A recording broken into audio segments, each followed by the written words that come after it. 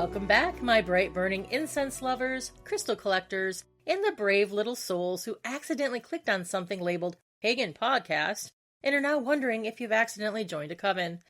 Don't worry, you've just landed here at Anonymous Crone, the cozy corner of the cauldron where we talk everyday magic, mystery, moon phases, ancient gods, questionable omens, and why your grandmother knew more than she admitted when she told you to throw salt over your shoulder. I am the Anonymous Crone herself, a solitary practitioner, witch of many seasons, collector of all things witchy, keeper of old stories, and a woman who absolutely judges people based on the energy they give off. And today, we're diving into one of the most important foundations of witchcraft and pagan practice. We're going to be talking about protection magic. Yes, my friends, today we're talking about real protection magic, practical protection magic. Everyday protection magic, the kind that every witch needs. Whether you're a new practitioner who has one suspiciously expensive crystal, or a seasoned witch with enough spell jars hidden around your property to confuse archaeologists someday, protection work matters. In today's world, I believe it matters more than ever, because modern life is spiritually loud and draining. We're constantly absorbing information. We're absorbing stress, we're absorbing fear and anger, expectations of everyday life. We're absorbing the noise and algorithms, people's opinions, advertisements, panic, outrage, grief, exhaustion, and the emotional residue of hundreds of people every single day.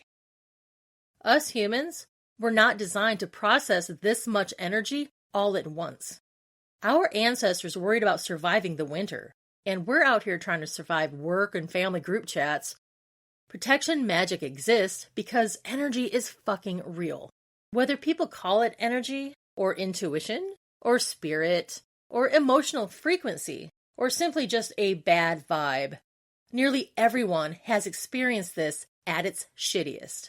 I mean, you walk into a room after someone's had an argument in there, and you instantly feel that tension. Or you leave a conversation feeling drained for no reason. Or somebody calls you, and before you even answer, your stomach tightens because you know that an emotional shitstorm is headed your way. That's what we call energy. And us witches have been working with it for centuries.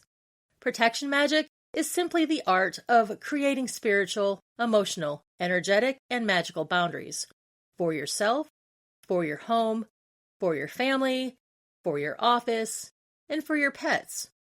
Because let me tell you, cats absolutely know when something weird is happening spiritually. Protection magic is not about paranoia.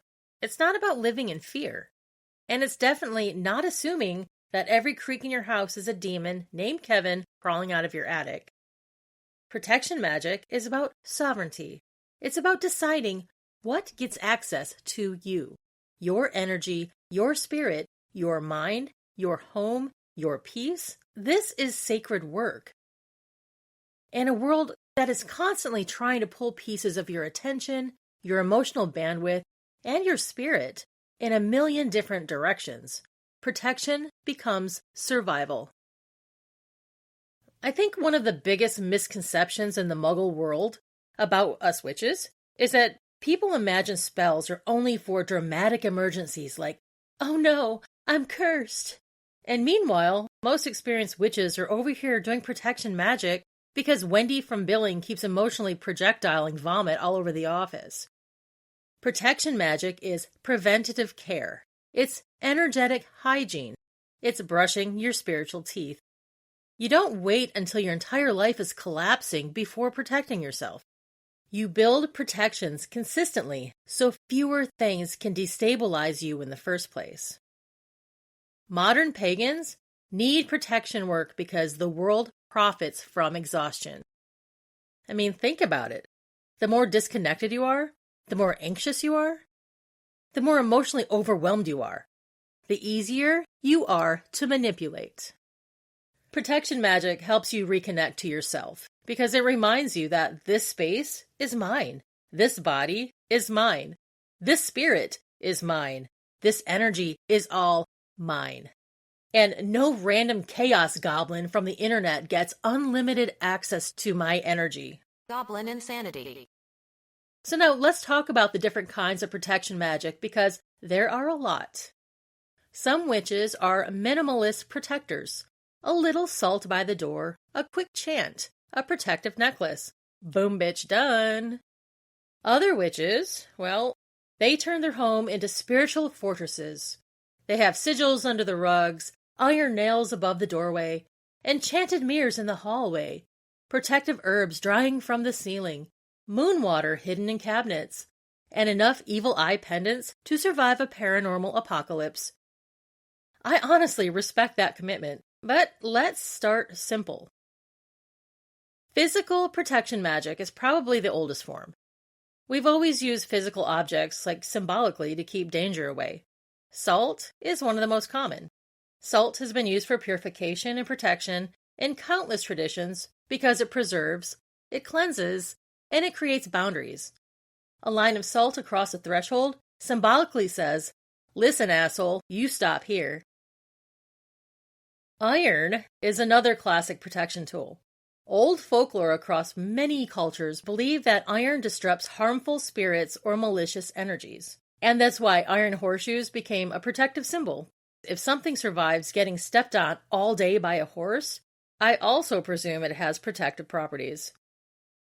Then we have protective herbs. We have rosemary, rue, mugwort, bay leaves, lavender, garlic. Garlic just means Italian grandmothers have basically been accidental protection witches for generations. And honestly, that checks. Jewelry can also be protection magic. You have that ring, a necklace, bracelet, a small charm in your pocket. Protection magic doesn't have to look dramatic to be effective. Sometimes it's just an object that reminds your spirit that you're safe, you're grounded, and you're protected. Energetic protection. Now, this is where many witches begin working directly with visualization and intention. This is where we get into shielding. And I do know some people, because I've seen it online, when people hear visualization exercises, they think, yeah, right. But let me tell you something. Visualization is ancient, and everybody uses it whether you realize it or not. Athletes use it, mediators use it, military training uses it, therapists use it. Your mind and nervous system, they respond to focused imagery more than people realize. So when witches visualize protective barriers around themselves, they are intentionally shaping emotional and spiritual focus. Some people imagine like barriers of light, others imagine mirrors reflecting negativity away. Some people just imagine roots growing from the earth beneath them. And personally, this is what I do. I use visualization a hell of a lot. I use it mainly like on the roads and stupid traffic. The kind of traffic where lifted truck owners with tiny weebies think they own the road, or where the semi-drivers are getting just a little bit tired, or where the sports car driver thinks he's invincible, or if it's just pouring down rain. It's scary, and I feel for my family's life sometimes. So I visualize a big old bubble around the car as I'm throwing out chants of protection under my breath. I'm petitioning the cosmos or whoever might be listening for a safe passage for my family or whatever passengers may be in the car at the time. And so far, it's worked great. Visualization is actually one of the things I use a lot in my practice. Grounding is another huge part of protection work.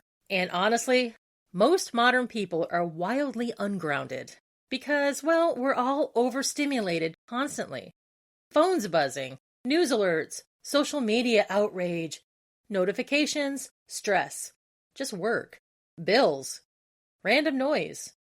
Our nervous systems are exhausted. Grounding reconnects you to your body and the physical world. Bare feet in the grass, breathing deeply, touching trees, cooking, gardening, stirring soup slowly while pretending you're an ancient forest witch and not just trying to get dinner done before 7. Grounding matters because scattered energy is vulnerable energy. We also need spiritual protection And this is where many pagans and witches, we begin working with our ancestors, different spirits, different deities, and sacred symbols.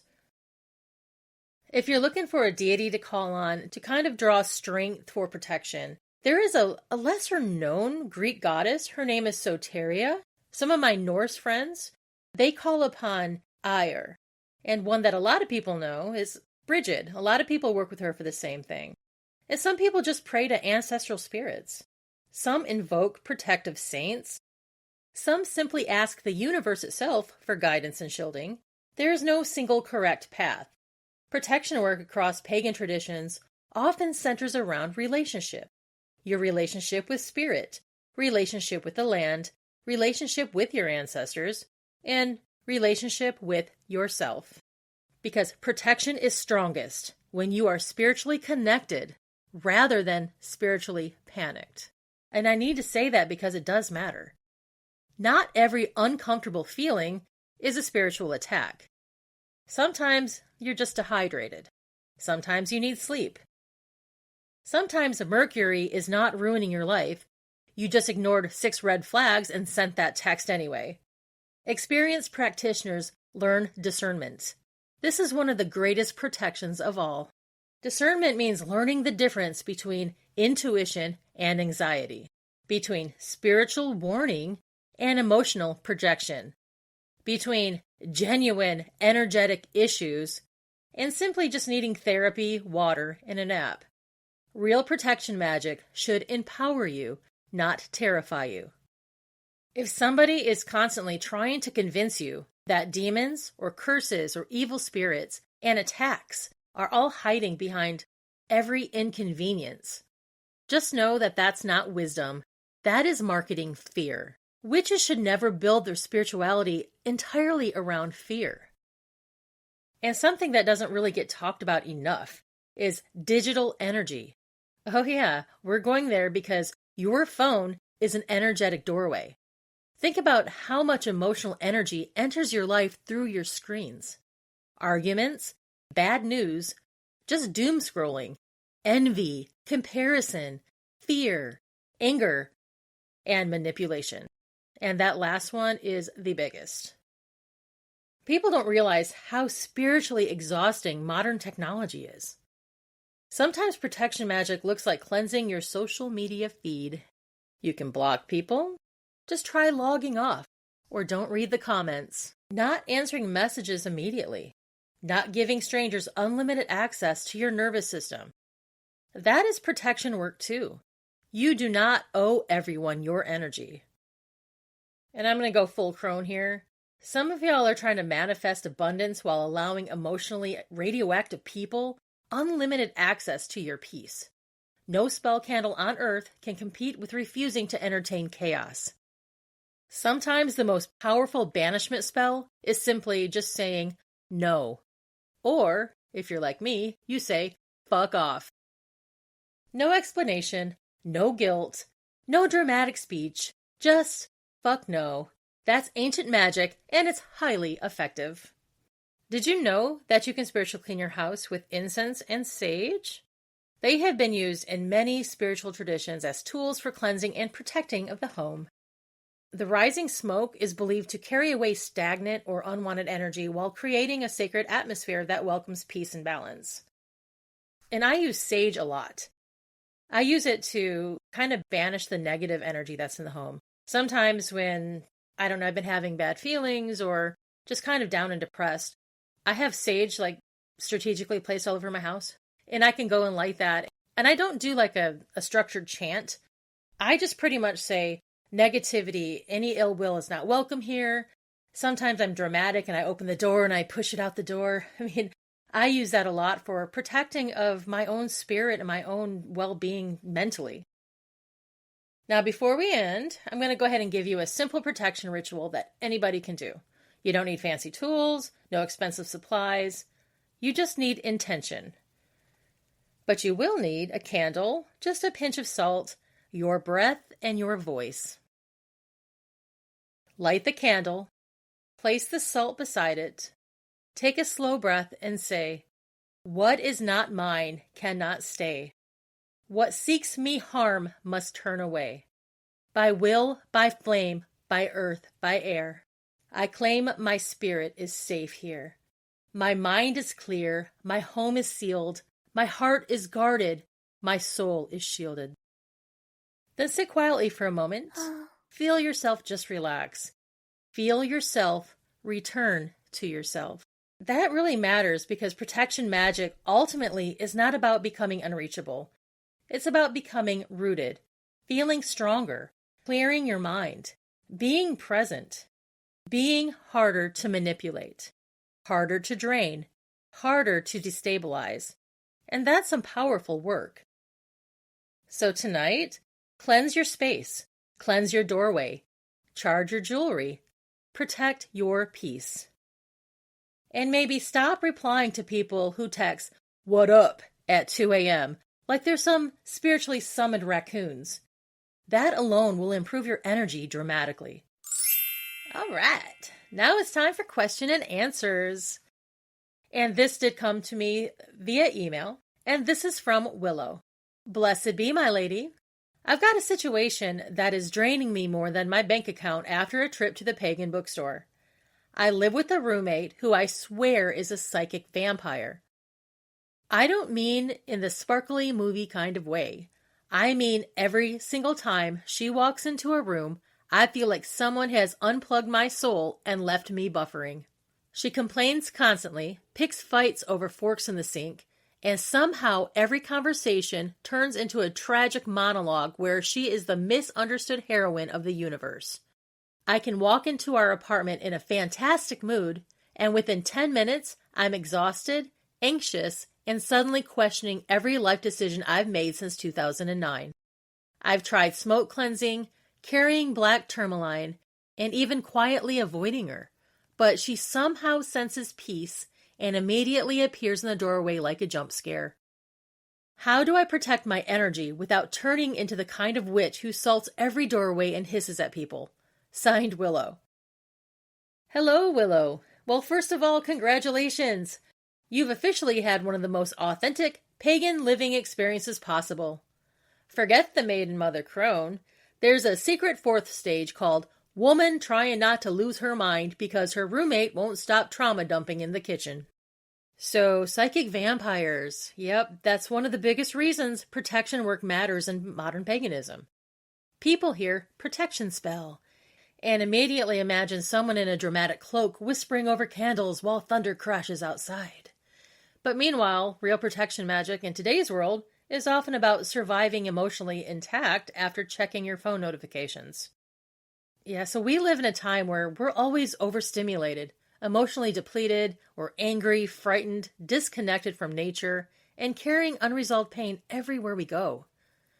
Energy is contagious. Anxiety does spread. Negativity spreads, and so does chaos. One chronically draining person can throw off the entire energy of the home. But here's a little something to keep in mind.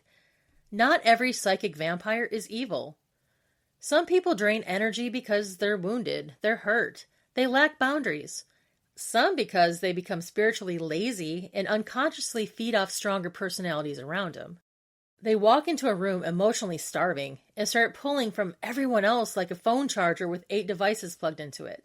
The problem is that empathic people, especially us pagans or healers, readers, intuitive folk, and spiritually open people, we often become accidental buffet tables. You don't need to hate your roommate. What you need is energetic boundaries. Protection magic is not always about fighting dark forces. Most of the time, it's about preserving your own peace. So start simple. Before entering your home, visualize yourself surrounded by mirror shields. Not spikes, not weapons, just mirrors. Whatever energy is sent toward you simply reflects back to its source. You are not absorbing it anymore. Secondly, cleanse yourself more often than you're cleansing the apartment. People obsess over cleansing spaces while they're walking around spiritually coated in emotional lint from everyone that they've encountered that day. Salt baths, smoke cleansing, floor to water, sound cleansing, all of that helps remove energetic residue. Also, stop over-explaining yourself to this woman. Psychic vampires feed through emotional access. Every argument, every defense, every attempt to make her understand becomes another straw in your spiritual juice box. Some people are not seeking resolution, they're just seeking that engagement. So you can respond with short answers, calm tones, just a minimal reaction. You'd be amazed at how quickly energy feeders lose interest when they realize that the vending machine is out of snacky snacks. Now for spell work. A very basic protection setup for shared living spaces is this. Put a small bowl of salt near your bedroom door with black pepper and crushed rosemary mixed into it. Rosemary is one of the oldest protective herbs in magic for a reason. It protects the home, it sharpens the mind, energetically says, "Not today, asswipe." You can also dress a white candle with olive oil and rosemary and then burn it. And then you can say, "Only energy aligned with my highest good may enter my space." Or in your own words. And I'm going to say something important for everybody listening. Protection spells are not paranoia. They're spiritual hygiene. Nobody questions locking the front door. Nobody questions washing their hands after touching something filthy. Yet the second someone says they spiritually protect themselves, suddenly people act like you're summoning ravenous ferrets in a cemetery at midnight. But your spirit deserves protection too, especially in this world, especially online, especially around people who leave you feeling smaller, weaker, exhausted, confused, guilty, or emotionally wrung out after every interaction. A good protection practice doesn't make you fearful. It makes you stable. And a stable witch is a powerful witch. Now go refresh your boards, drink some water, and remember, if your roommate suddenly starts acting a little weird because she can't feed off your energy anymore, that's not your problem. That's just her realizing the all-you-can-eat buffet is now closed. Blessed be. Thank you, Willow, for sending in your question, and I really hope I've given you some ideas to think about. And for all of you out there, again, if you would like to send me your questions, your comments, your beautifully wonderful ideas that came to you at 3:30 this morning, please email me at acronepodcast@gmail.com. And now it's time for today's special guest spot. Today's guest spot comes from Brian, and he's going to be sharing with us how he protects mentally when he's dealing with customers. Hey y'all, Brian Germain here. I'm a professional artist working in the entertainment field, so I deal with the public a lot. In my career, I've had to juggle lots of difficult people, both via my work and social media, and let's face it, even in person. One way I try to handle negative people is by letting them understand that I am dealing with them by choice, and letting them understand that I don't have to deal with them. However, in times, you do have to deal with negative people, and at that point, I try to remember a mantra that I say for myself. Those who mind don't matter, and those who matter don't mind. Meaning, at the end of the day, some people that try to give you grief in life don't ultimately matter in the grand scheme of what's your life. It is at this point that I try to reach into my giant empty field where I grow my zero fucks, pluck a ripe one, and give zero fucks to them. I'm not responsible for having anyone else's feelings but my own, and I can't control what others are going to think or feel, and ultimately, I know that hurt people tend to hurt people. So, if anything, I excuse it as this person is obviously miserable, and I don't need to let their misery spill over onto me. I'm not perfect at this technique, but I'm doing pretty well. Over the years, I've had tons of people think I know them because they know who I am. Zero prior engagement, zero interactions, zero anything, and suddenly I'm not only supposed to know these people, but somehow know everything about why they are miserable. I'm not a mind reader, and I'm not going to do that. One of the biggest saving graces for my mental health is that I can realize that not everyone is going to like me, but more importantly, not everyone needs to. And even more importantly, no one is required to. It's a huge weight off my shoulders when establishing well-defined boundaries. For me, one of the biggest things about good boundaries is you don't have to adhere to them incessantly. Like a geographical boundary, you can choose to open or close your boundaries to whoever and whenever you choose to do so. They shouldn't be open to everyone, just the people that you think matter. When all is said and done, having the mental alacrity and fortitude and fluidity to keep and maintain your inner peace is one of the most important tools you'll ever learn. Remember to communicate, and most importantly, remember to just breathe. Thank you, Brian. And for those of you who are curious about who Brian is, he is an amazing artist, and I'm going to have links in the show notes to his artwork and to his social medias. And if you would like a guest spot on Anonymous Crone in a future episode, please email me at acronepodcast@gmail.com. And now, as always, dear witches, here is your Crone's blessing. As you walk beneath the moonlit sky, may shielding spirits linger nigh. May every door be safely sealed, and every hidden threat revealed. With rosemary, sage, and candle flame, may no ill wish remember your name. May wards stand strong at every door, and peace dwell within your home once more. When shadows stir and worries creep, may your guides their watchful vigil keep. With ancient wisdom at your side, may strength and courage be your guide. As you walk your path this week, remember that protection spells aren't about living in fear. They're about standing firmly in your own power. Until next time, may your boundaries be strong, your spirit be bright, and may no unwanted energy find a place to linger in your light. See you next week here at Anonymous Crone.